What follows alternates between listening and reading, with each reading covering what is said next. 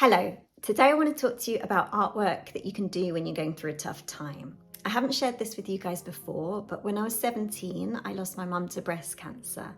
And then when I was 26, I lost my dad to prostate cancer. So these were incredibly difficult times for me, particularly when I was growing up. And I felt that my artwork helped me through these difficult and challenging times. And I just wanted to share some techniques that I used and the artwork that I created, and it might prove useful for you. So when you want to kind of produce some cathartic artwork, you don't want to be worrying about colours and contrary colours and all the rules. You just throw them out the window and you just paint from the heart, or you draw from the heart. So this is one that I drew when I was 16. I find charcoal is a really, really expressive medium.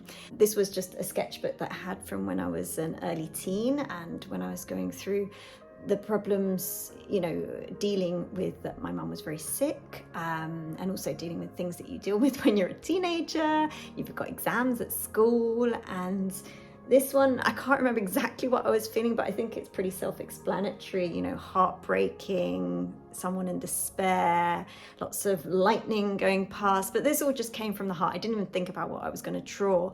So it's a good idea just to get yourself some really thick charcoal sticks, just smudge it with your hand, it doesn't matter, don't worry about the rules. Keep yourself a notebook like this, a little sketchbook. This is just a little tiny A5 one, so when you're feeling like it, you just go and draw something.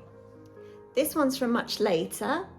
This is again using one color, monochrome. Paintings and drawings are just the easiest to produce. What I love about, this is actually acrylic, but you can do the same in watercolor. What I really love is that you just kind of let the paint go and let it do its thing, and it emerges into this really kind of eerie, atmospheric kind of painting, and you just see where the painting takes you. I remember it started off with just some dabs and it turned into this figure, and then from that it emerged, it looked like it was a fence. It wasn't meant to be like this. I just let the painting grow organically, and I just let my emotions just come out onto the page and see where it took me. Another example of a monochrome painting. This is just in another sketchbook. Again, this time I chose the color blue. It was to reflect my mood, I think I was feeling anxious at the time. This is kind of self-portrait there, and looking up at the moon, wondering where life is going to take me next. Here's another one from the same period.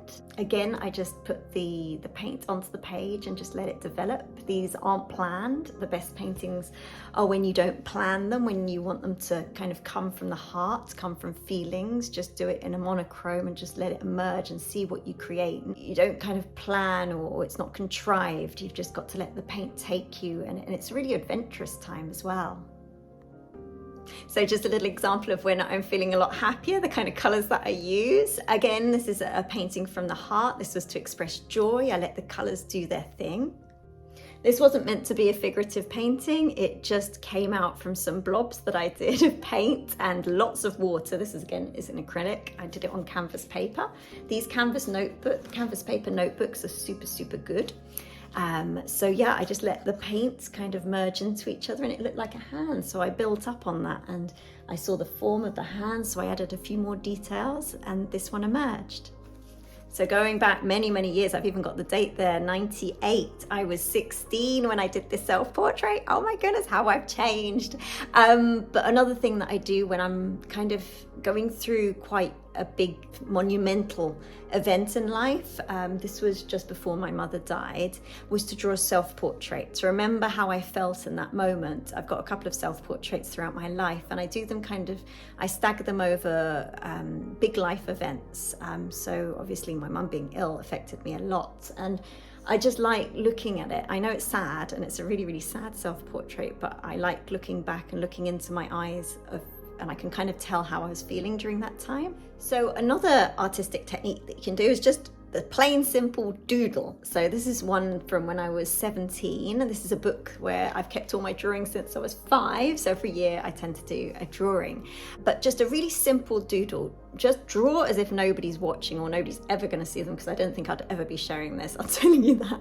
But yeah, these are my own personal drawings, and I literally just used a biro and a black pen, anything that came to mind. So the main piece of advice is Draw and paint from the heart. Put on some music, put it on loud, and feel the music. So just let the paint, or whatever medium you're using, just let it direct you and use your imagination from there. Don't plan it out. Just feel the emotions that you need to feel. Get it all out onto paper.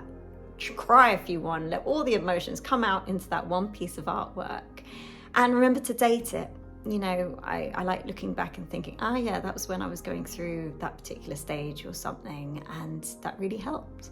So I hope you found these ideas useful, and I hope they help. And remember, these are phases. No emotion lasts forever. We have to ride the waves, and you'll come out the other end.